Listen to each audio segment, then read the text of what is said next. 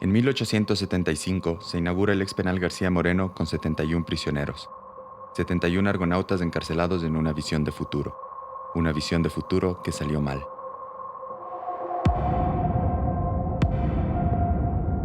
En 2014, el ex penal García Moreno cierra sus puertas con 1.600 internos, 1.600 personas atrapadas en un barco a la deriva.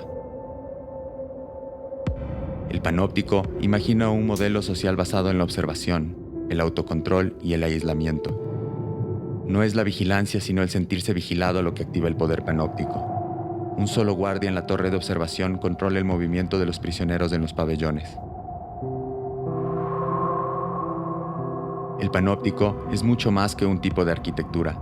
Es una relación de poder, donde la mirada omnipresente del vigilante modifica comportamientos, rectifica conductas individuales, recondiciona el instinto.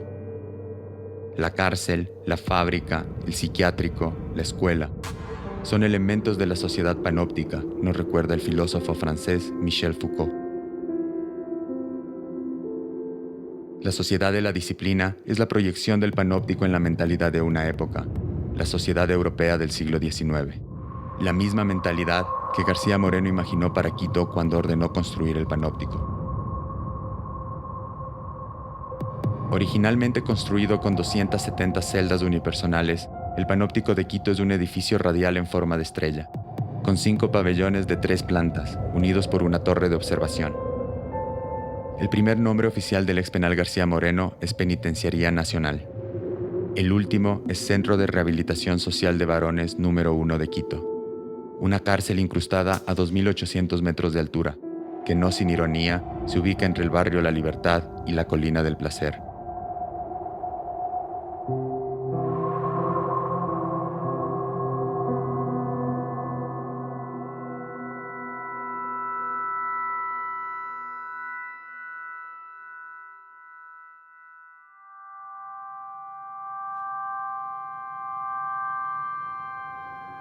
Al cierre del panóptico en 2014, el hacinamiento es insostenible.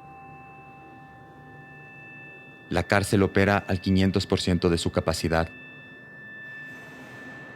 Las alcantarillas están colapsadas, la luz eléctrica es insuficiente, y el olor a grasa mezclado con polvo y sudor se confunde con cientos de capas de pintura que alteran irregularmente la temperatura gélida de cada galería.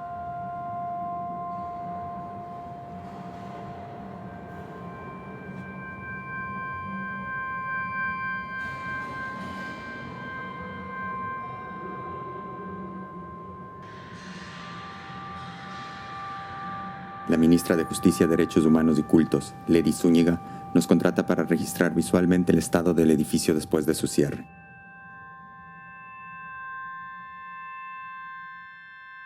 El primer día de rodaje, descubrimos en el último piso de la torre de observación el archivo penitenciario de Quito.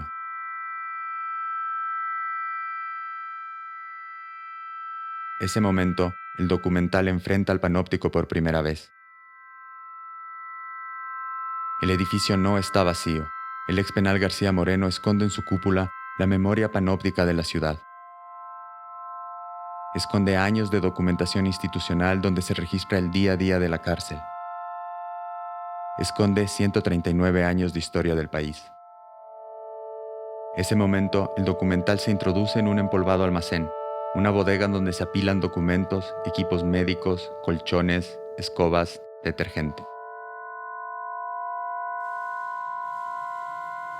En la cúpula del ex penal García Moreno, el documental asume la responsabilidad de salvar el archivo panóptico de Quito. Un archivo abandonado, con miles de papeles pudriéndose en costales, miles de historias personales descomponiéndose. En la torre de observación del penal se esconde el archivo de aquellos a quienes el panóptico quiere castigar otra vez. En esta ocasión, negándoles su memoria, condenándoles al olvido.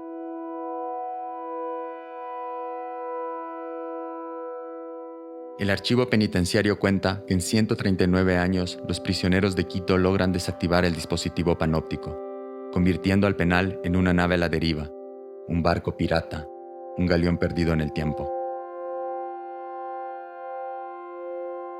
En 139 años los prisioneros desactivan el panóptico empleando centenares de astucias, artimañas, triquiñuelas, tomándose la bomba, cegando al monstruo panóptico. En este barco de prisioneros, la torre de vigilancia ya no vigila. La torre panóptica se convierte en la bomba, como la llaman los prisioneros por su forma circular. La bomba es ahora las ruinas de la mirada omnipresente, un degenerado centro de control y vigilancia de la vida que la propia vida ha transformado en punto de conexión y tránsito. Tomarse la bomba es tomarse el panóptico. Representa para el prisionero del penal el momento de la subversión, de la revuelta. Hasta allí llega la autoridad a negociar la rendición de los desobedientes. Por eso la bomba es el sitio de las más grandes lealtades y traiciones, el espacio para la algarabía y la muerte.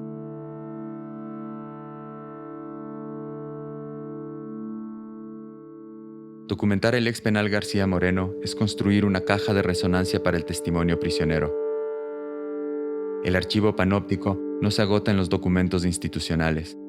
El archivo incluye la escritura prisionera, sus diarios, sus cartas, sus grafitis, sus cuentos, sus poemas.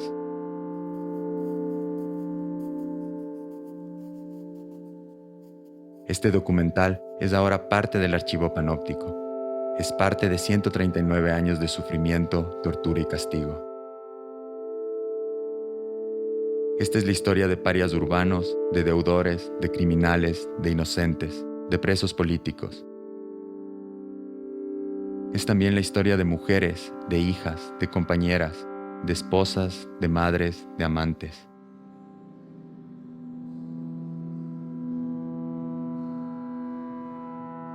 Esta es la historia del ex penal García Moreno, el panóptico de Quito.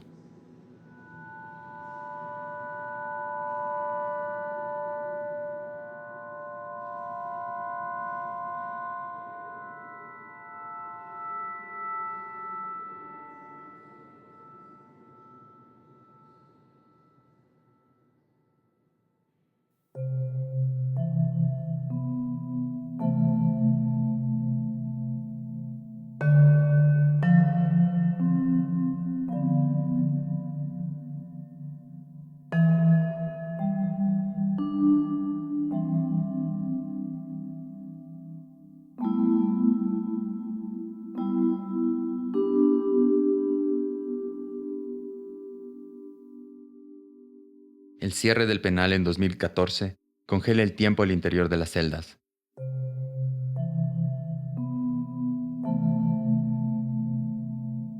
Los presos son trasladados, pero sus cosas se quedan inmóviles, estancadas.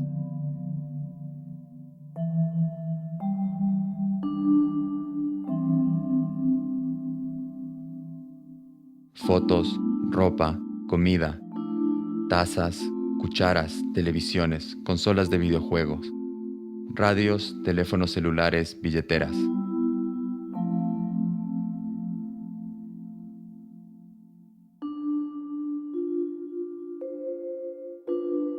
Ahora el edificio cuenta la historia del día a día de las cosas, de la vida cotidiana de los objetos, de usos prácticos específicos. Una cuchara sirve para comer, pero también sirve para defenderse. Las cosas cuentan la vida de gente que ya no está. Las cosas dicen algo, piden ser escuchadas, tienen información.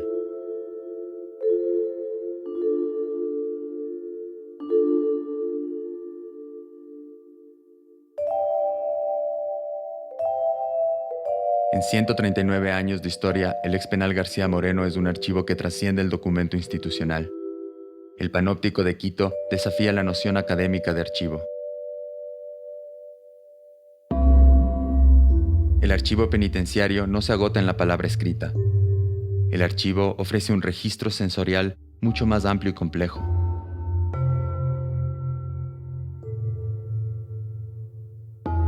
El archivo panóptico es también la descarga neurótica de los prisioneros en las paredes.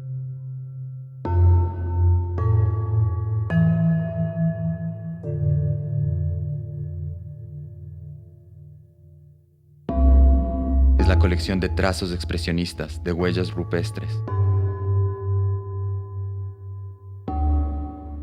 La La escritura, el dibujo, el raspado, el collage, anuncian la existencia del prisionero en el panóptico. Advierten que a estos presos lo único que les dieron son paredes, y ellos se dedicaron a rayarlas.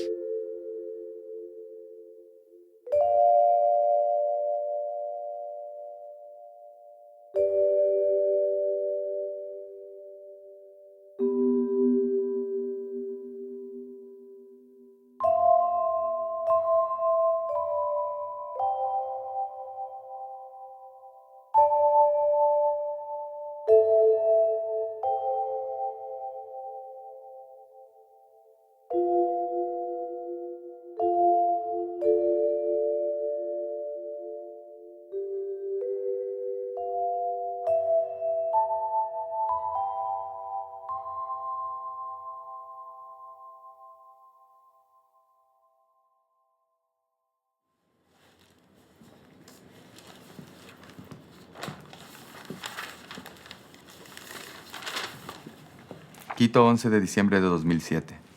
Doctora directora del Centro de Rehabilitación de Varones número 1 de Quito.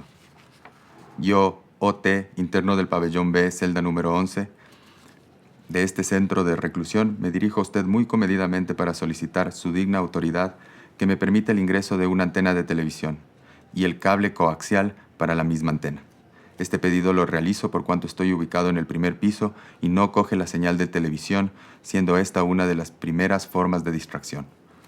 Por la favorable atención que se digne dar a la presente, le doy mis más sinceros agradecimientos. Yo, interno del pabellón D, celda 56 de este centro carcelario, solicito muy comedidamente se me permita introducir a este centro un soplete, una manguera para carga de refrigerador, un playo, un desarmador plano, un desarmador estrella, un cortatubo, un manómetro.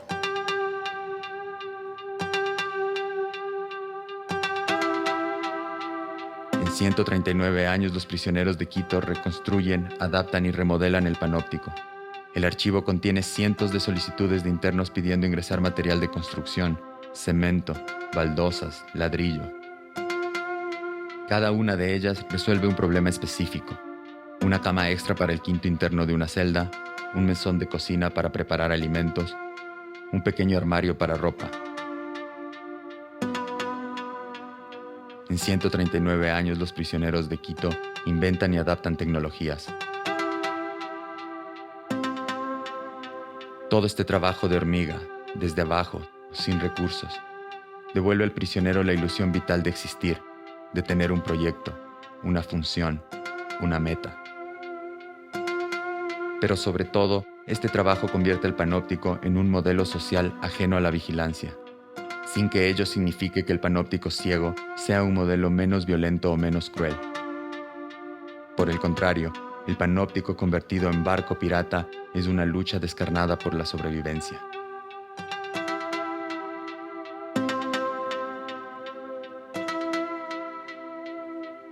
Ahora, el penal está limpio, sin cosas. Las familias de los internos las retiraron varios meses después del cierre, porque en el traslado no les dejaron llevarse nada. El resto, lo que quedó atrás, terminó en la basura. Pero hay objetos que siguen ahí, escondidos en caletas. Son objetos para no ser requisados, para no ser encontrados. En la caleta se ponen cosas prohibidas en la cárcel. Un poco de pasta base, un bolo de chamber, una pistola, una foto. El ex penal García Moreno es una caleta gigantesca de corrupción, tortura y sufrimiento. Pero el ex penal es al mismo tiempo un archivo caleta, lleno de afectos, de esperanza y de infinidad de escamoteos al poder. Salvar el archivo panóptico es construir el segundo registro penitenciario en el mundo, nos dicen los expertos que visitan el ex penal durante el rodaje. Este archivo es un archivo de derechos humanos, es una llave, una clave, un poder en el sentido literal.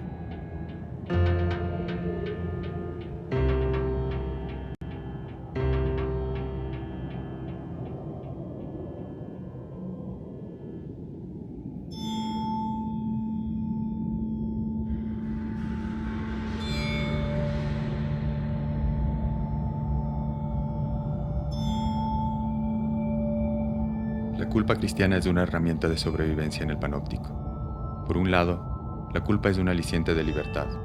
Por otro, la culpa es lo que justifica el encierro. La culpa es, al fin y al cabo, un sentimiento seguro en un lugar donde sentir es peligroso. La culpa en el panóptico es lo único que queda fuera de la zona gris, aquella zona donde el bien y el mal no son distinguibles. El archivo panóptico evidencia que la tolerancia a la culpa disminuye con el paso del tiempo, a tal punto que el prisionero necesita evadirse, necesita fugarse. Llega un momento del encierro en que es más imperioso fugarse de la culpa que fugarse de la cárcel. El archivo panóptico sugiere continuidad entre dos estrategias aparentemente opuestas de bregar con la culpa. Por un lado, el consumo compulsivo de base de cocaína, heroína o alcohol. Por otro, el consumo, también compulsivo, de fe, religiosidad y disciplina.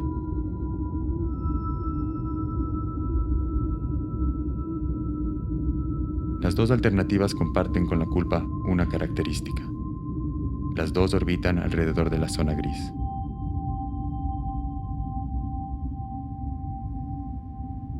Quito, 20 de diciembre de 1995. Señor director de la Unidad de Psiquiatría, de mis consideraciones. Pongo en su conocimiento que el señor director, el día 18 de este mes, en curso, siendo aproximadamente las 14:30, se le encuentra al interno S.O. una nota pidiendo que se le dé comprando droga por la cantidad de 25,000 sucres. Sin más, el interno admitió que era la letra de él mismo, adjunto el parte en los papeles a esta nota, particular que comunica usted para los fines legales consiguientes. Atentamente, Dios, Patria, Libertad, asistente de psicología. En esto del tema de la conducta, hay una escuela que se llama el conductismo, ¿no? Entonces funciona en base al premio y al castigo. ¿Sí? Te premian o te castigan y así modelan tu conducta. Una de esas cosas que yo me acuerdo se hacía en la escuela es mandarte a repetir 100 o 1000 veces, ¿no es cierto?, una frase, que es algo que se hacía también aquí en la clínica de conducta. Entonces, aquí, una de las personas que estaba en la clínica de conducta repitió muchas veces esto: estoy aquí para no seguir viviendo fundido en la pesadilla del consumo de drogas, porque las drogas no nos dan la posibilidad de vivir con dignidad, capaz de pensar con orgullo, honestidad y responsabilidad. Esto se repite muchas veces. El consumo de sustancias psicotrópicas constituye una suerte de liberación. Esta liberación, etílica o narcótica, saca al prisionero de la zona gris. Por un momento, aunque sea fugaz, nada es ambiguo, nada es caótico, nada es opresivo. Pero cuando la intoxicación se convierte en adicción, el autoexilio de la zona gris deviene en esclavitud. El fin último ya no es liberarte de la culpa, sino consumir. La sobrevivencia pasa a segundo plano. Toda la energía se enfoca en la siguiente dosis.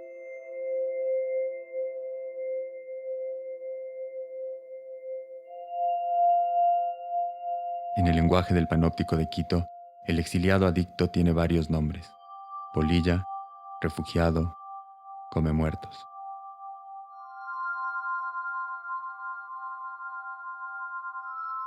La otra táctica para sobrellevar la culpa es la religión. Embriagarse de fe o sustraerse del entorno a través de la práctica religiosa es una alternativa de escape.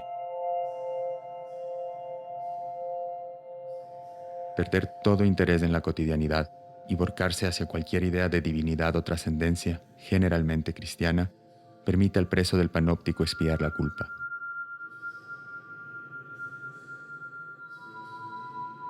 El régimen religioso especial es evangélico y coexiste y negocia su esfera de influencia con el resto del régimen panóptico, el cual es culturalmente católico en Quito.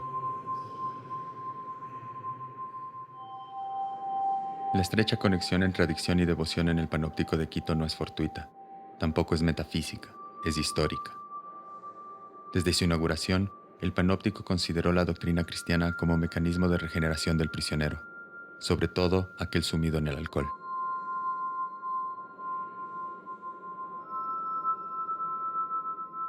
Cuando cerró el penal en 2014, decenas de Biblias se apilaron en la planta baja de los pabellones. Centenares de imágenes religiosas quedaron colgadas en celdas y corredores.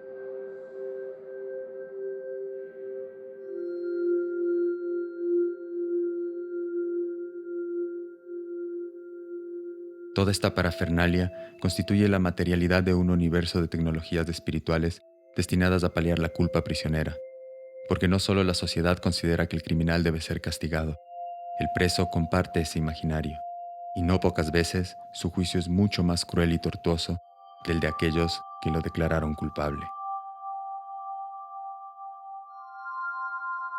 Culpa, culpable, pena, penar,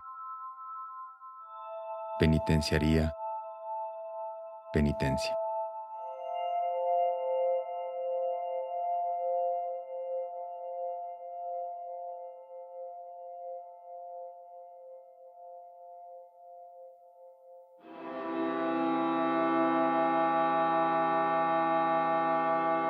El Panóptico de Quito se construye entre 1869 y 1874, durante el segundo mandato del presidente conservador Gabriel García Moreno. El penal condensa su visión sobre el Estado Nacional con escalofriante nitidez. Racionalidad y brutalidad al servicio de la modernidad. Una modernidad católica, obsesionada con Europa, impuesta a látigo y bala, con disciplina y sangre. El Panóptico es la última avanzada de un proyecto personal y político que conjuga despotismo e ilustración, que imagina la nación en diálogo con la Iglesia y robustece el sistema de hacienda centralizando el apremio por deudas. El penal nunca deja de ser el Panóptico de García Moreno. Incluso cuando se cambia su nombre a Centro de Rehabilitación Social, los habitantes de la ciudad le llaman Ex Penal García Moreno.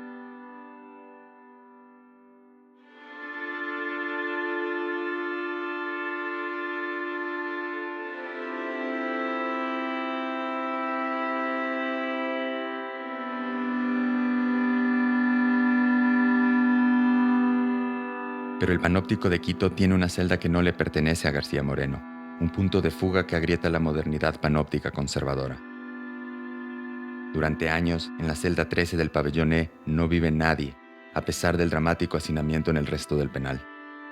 La número 13 es la celda monumento en honor al general Eloy Alfaro, líder de la Revolución Liberal Ecuatoriana, quien es asesinado junto a sus generales el 28 de enero de 1912 en el ex penal García Moreno. Ese día, la celda de Eloy Alfaro, la celda 13 del pabellón E, se convierte en símbolo de la prisión política en el Panóptico y la única aceptación oficial de la existencia del preso político en el penal.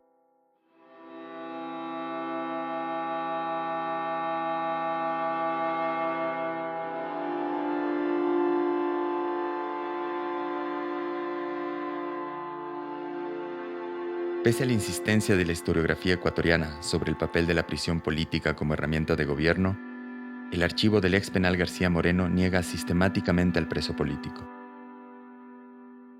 Mientras otras fuentes documentales demuestran que el gobierno de Leonidas Plaza empleó el Panóptico para contener la revolución de Carlos Concha, en el archivo recuperado no existe registro de esa historia.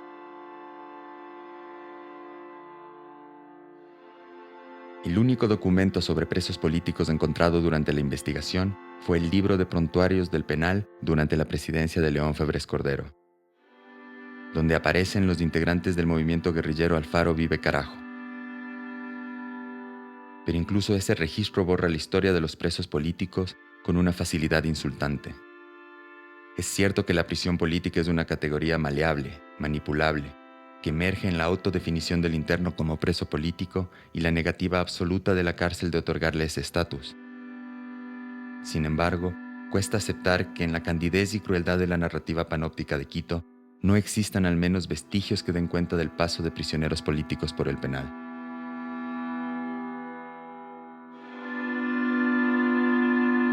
Tal vez la clave para comprender el estado deplorable del archivo penitenciario sea la noción de preso político. Tal vez el panóptico destruye primero los documentos de aquellos a quien más teme. Tal vez al panóptico le asusta que el preso político no siempre siente culpa, porque no carga en sus hombros el estigma del delincuente.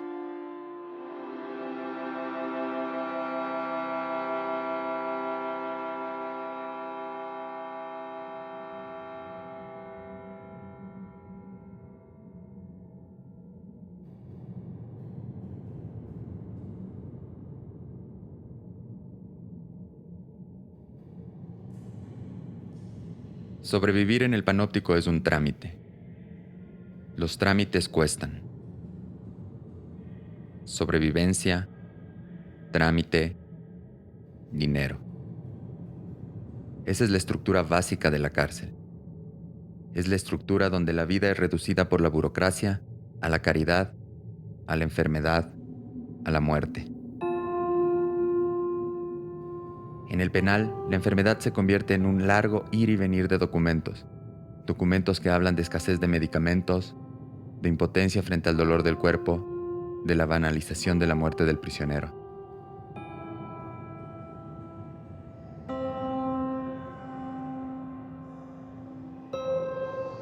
En los 90, la trabajadora social tiene que crear un fondo de emergencias médicas. Este fondo es uno entre muchos creados para suplir carencias institucionales básicas.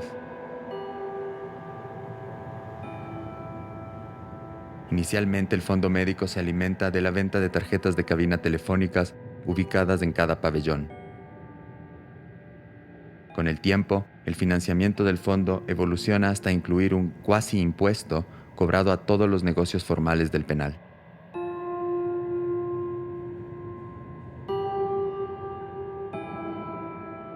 En el 2005, la contabilidad del fondo indica que las tiendas pagaron $3, $6 y $9 mensuales dependiendo del tamaño y el pabellón donde se ubican. Las cafeterías y restaurantes pagan $6, mientras el comercializador de tarjetas de teléfono contribuye con $20 y el vendedor de cigarrillos exclusivo para el penal con $80.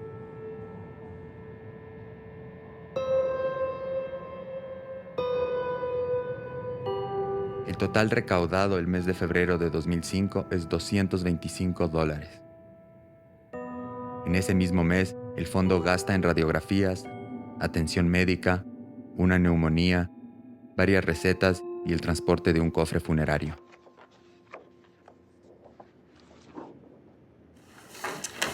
Encontré uno del 29 de enero de 2001 para el tema de salud. Es un médico del Hospital Vos Andes que le escribe al director de la cárcel, García Moreno, presente. De mi consideración. Recibo un cordial saludo a nombre de la Clínica de Tuberculosis del Hospital Vos Andes, Quito.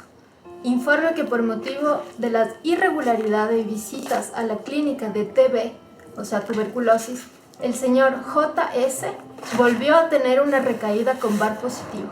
Hay una gran posibilidad que el señor Segers esté con TB multiresistente, lo cual es un riesgo para todas las personas que están en la cárcel, incluyendo su persona y los guardias que le traen a la clínica. Anteriormente le informamos que esta era una posibilidad si él no venía en una forma regular. Nuevamente insistimos que las visitas a la clínica son importantes debido a la patología que presenta al momento para asegurar el cumplimiento del tratamiento y la posibilidad de mejorar su estado de salud. Cualquier información que requiera, estoy dispuesto a proporcionarla. O sea que le mete miedo al director, ¿no es Diciéndole cierto? que él se va a contagiar. Si no le tratan al preso, usted se contagia.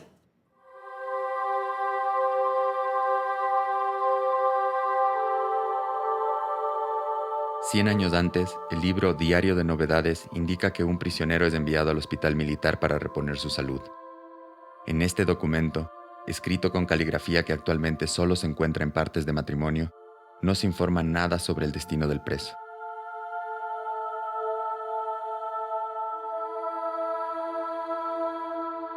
A inicios del siglo XX, en el Panóptico de Quito viven 14 prisioneras en una población de 200 presos. Las mujeres son castigadas por temperantes. El 25 de diciembre de 1903, el comisario ordena la libertad de una presa por haberle ofrecido mudar su conducta temperante.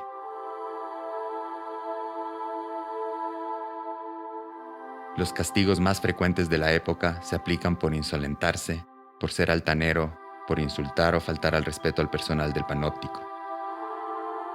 También se castiga la sodomía, la embriaguez y rayar las paredes.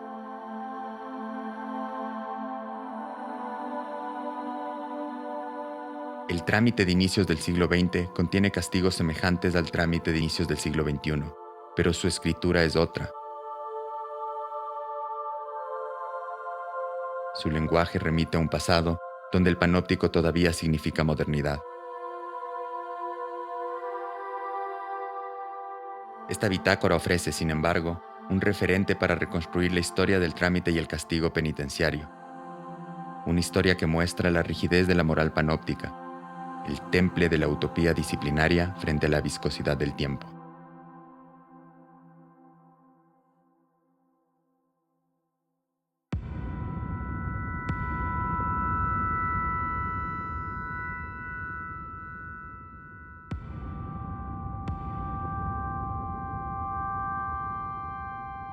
El refile es una suerte de soborno, pero mucho más sofisticado. El refile no siempre es entre prisioneros y guías. El refile puede darse entre iguales, entre presos, entre guardias.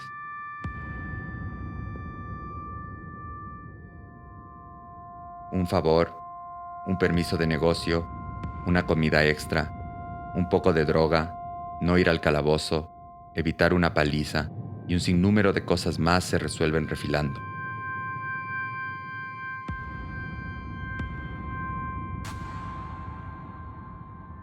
En el refile, el intercambio crea un derecho para las partes.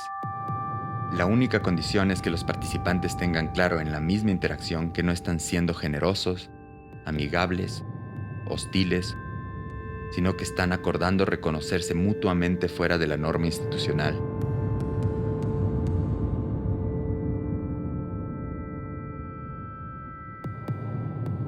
El refile es un sistema de corrupción. Llamarlo de otra manera ocultaría la violencia que reproduce.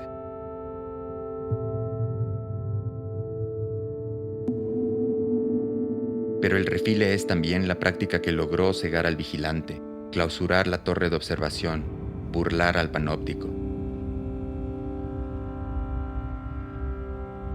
El refile devolvió lugares de opacidad, de escamoteo, de ocultamiento, a la agobiante transparencia de la disciplina.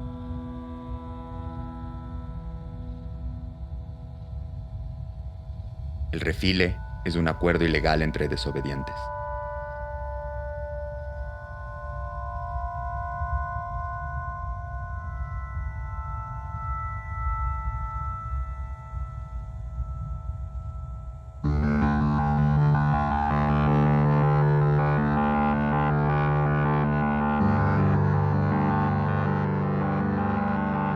En el modelo panóptico europeo del siglo XIX, el trabajo es obligatorio. La institución penitenciaria crea una relación económica vacía, donde el preso aprende la disciplina de la industria sin recibir salario, sin beneficio laboral alguno. Por eso negarse a trabajar es una estrategia de presión para los internos, un acto de resistencia. En el ex penal García Moreno ocurre exactamente lo opuesto. El modelo quiteño no supone el trabajo obligatorio, ni ofrece alternativas laborales. Muy pocos prisioneros tienen acceso a talleres o capacitaciones. El trabajo prisionero en Quito es iniciativa de los internos. Sirve para mantener económicamente al preso y muchas veces también permite mantener a la familia.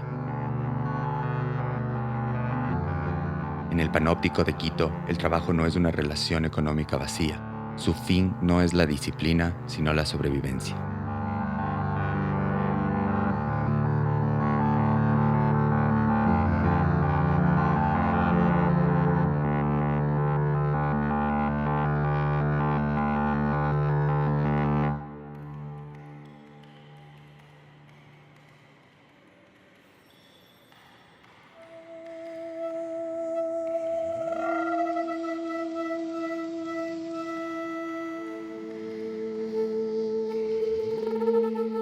En el ex penal García Moreno, negociar es la regla, pero la regla siempre es negociable.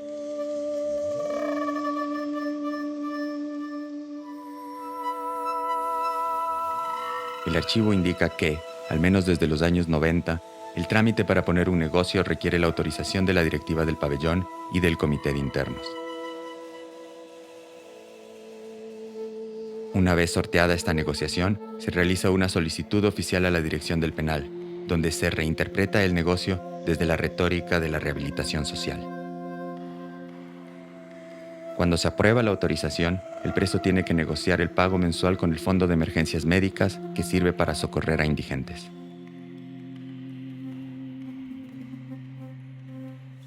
Yo tengo uno de cómo funcionaban las peticiones de abrir negocios.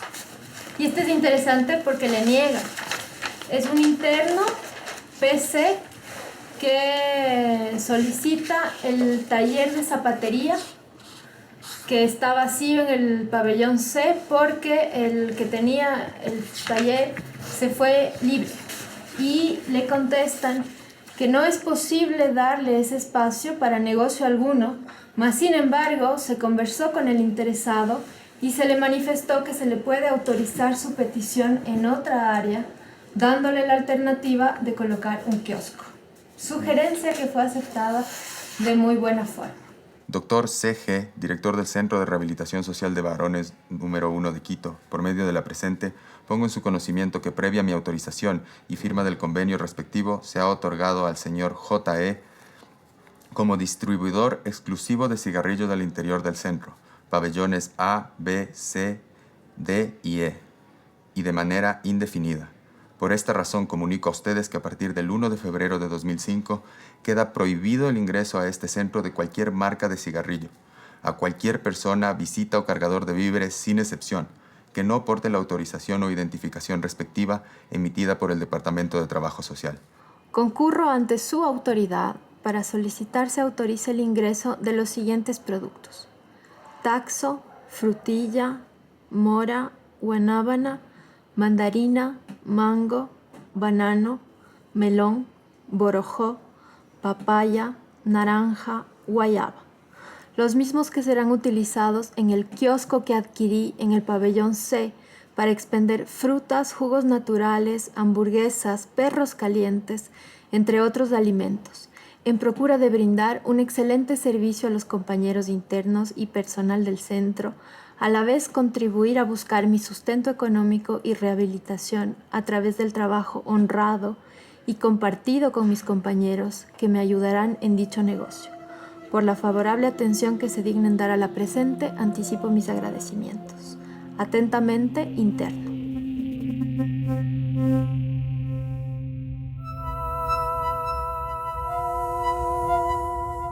En la documentación de archivo que ha resistido la indiferencia institucional, que se ha conservado a sí misma a pesar del abandono, se encuentra una larga lista de trabajos y negocios. Tendero, lavandero, ayudante de lavandería, dueño de mesa de billar, ayudante de mesa de billar, pasador de calle, pasador de oficina, coordinador de comité, ayudante de venta de comida, pintor de cuadros, técnico de mantenimiento eléctrico, vendedor de mariscos, artesano, creador de manualidades, cocinero, repartidor de botellones de agua, repartidor del rancho, secretario de la iglesia evangélica, vendedor de tarjetas de teléfono, vendedor de cigarrillos, dueño de todo, peluquero, profesor de idioma, de eventos, relacionador público, entrenador de deportes, portero, confitero, vendedor de incienso, encargado de aseo, vendedor de pedazos de sandía, profesor de vendedor de aguas, repartidor de comida cruda, dueño de restaurante.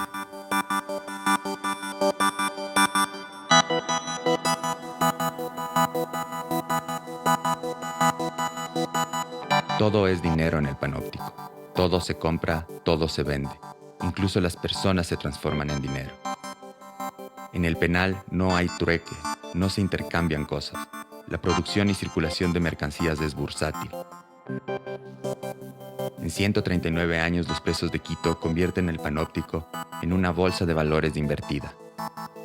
Una bolsa que, como cualquier otra, sirve para crear la ilusión de dinero que en realidad no existe. Es invertida porque la ilusión monetaria no depende de acelerar la circulación del dinero, sino de frenarlo, de hacerlo pasar de mano en cámara lenta.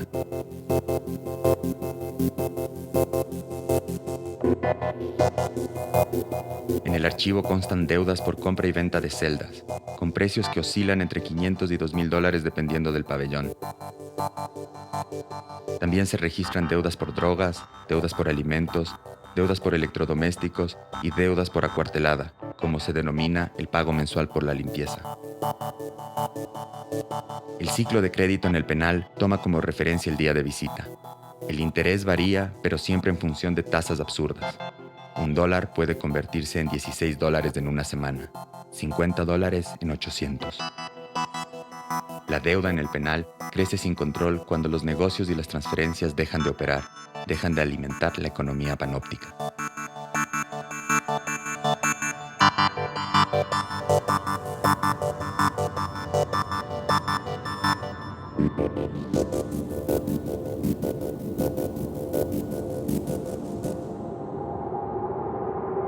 A ver, este es del 96. Dice, señor doctor, siendo las 19:30, procedimos a sacar al baño, se entiende que a los presos.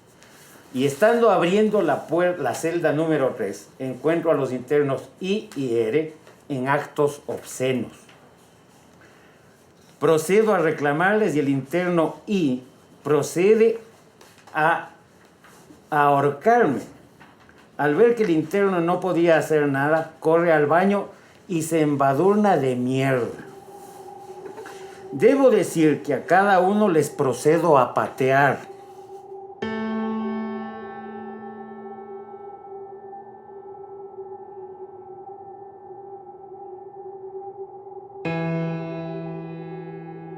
El panóptico ciego evoca mitologías, pesadillas, holocaustos. Es un monstruo que pide sangre, necesita gente para reproducirse. El panóptico se alimenta de cuerpos, de su energía, de su deseo, de su futuro. El penal convierte al prisionero en indigente, devora a las clases populares. La cárcel de Quito no rehabilita, no reeduca, no reintegra.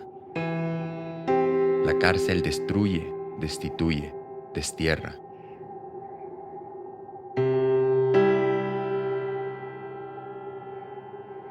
El cuerpo del prisionero es la última frontera, una línea imaginada entre la indigencia y la sobrevivencia, entre la resistencia y el abandono. El cuerpo del prisionero es un minúsculo recoveco de soberanía en medio de una vida llena de torturas y corrupciones. El archivo concibe 3 tipos de indigencia prisionera. Cuenta trayectorias de los llamados polillas, historias de peligro, de locura, de muerte. En el panóptico de Quito, el cuerpo indigente es estigmatizado. Para el panóptico, el indigente es aquel sin familia, sin dinero, sin trabajo. El cuerpo indigente ya no despierta compasión entre el resto de internos. Tampoco entre sus carceleros. Son cuerpos que deambulan en el penal, olvidados a su suerte.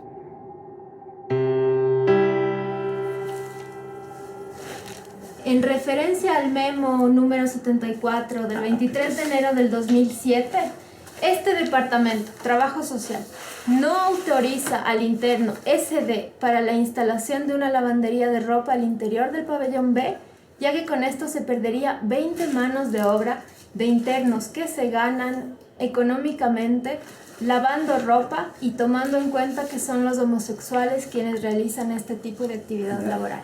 O sea que había una división sexuada casi de las tareas que podían practicar, que podían ejercer.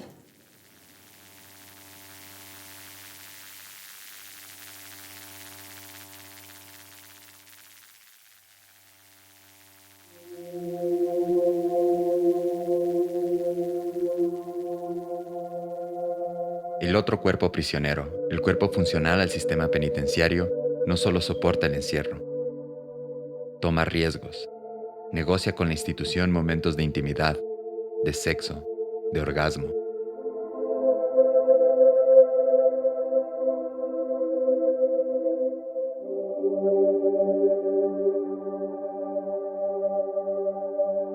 La sexualidad penitenciaria es igual de normativa y retardataria que la sexualidad afuera del penal. El placer permitido es heterosexual, monogámico, patriarcal.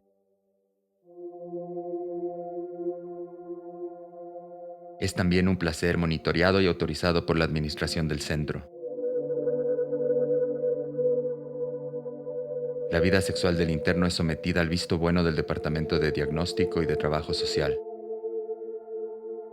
El penal acepta una quedada cada 15 días, la cual autoriza al preso a hospedar a su pareja y familia en su celda. El penal también permite una visita íntima por semana. Para conseguirla, el preso debe someterse a exámenes médicos y exámenes morales. En el penal se negocia la heterosexualidad, pero se persigue y castiga la homosexualidad. Los internos homosexuales no pueden recibir visita íntima, no pueden acceder a la quedada.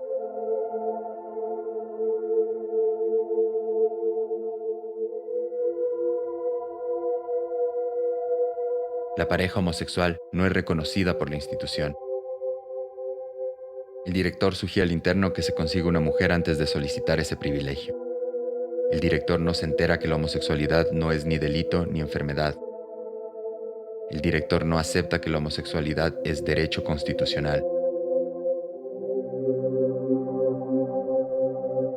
Los amores homosexuales entre internos son sancionados en el penal. No pocas veces el preso es castigado y llevado al calabozo.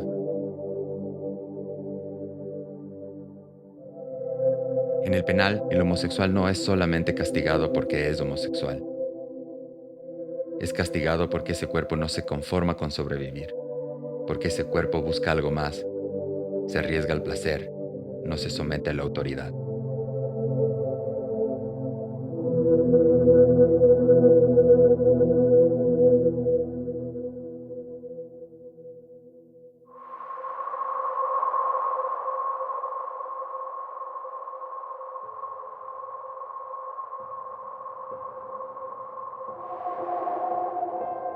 El archivo panóptico de Quito necesita ser conservado.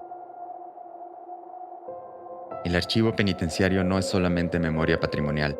El archivo del ex penal es también testimonio. Los documentos rescatados no necesitan un museo, no necesitan un nuevo almacén. El archivo panóptico de Quito necesita estar al alcance del público, poder ser consultado y estudiado.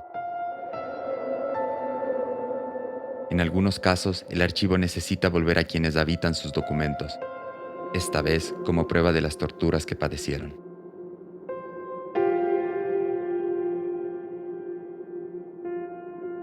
Este documental es una invitación a defender la memoria de la ciudad, la memoria del país. Es una invitación difícil de aceptar, porque el ex penal García Moreno nos recuerda esa parte de nuestra historia que preferiríamos olvidar, que preferiríamos no conocer. El archivo panóptico sobre todo recuerda que el penal le pertenece a sus prisioneros, como Quito le pertenece a sus ciudadanos.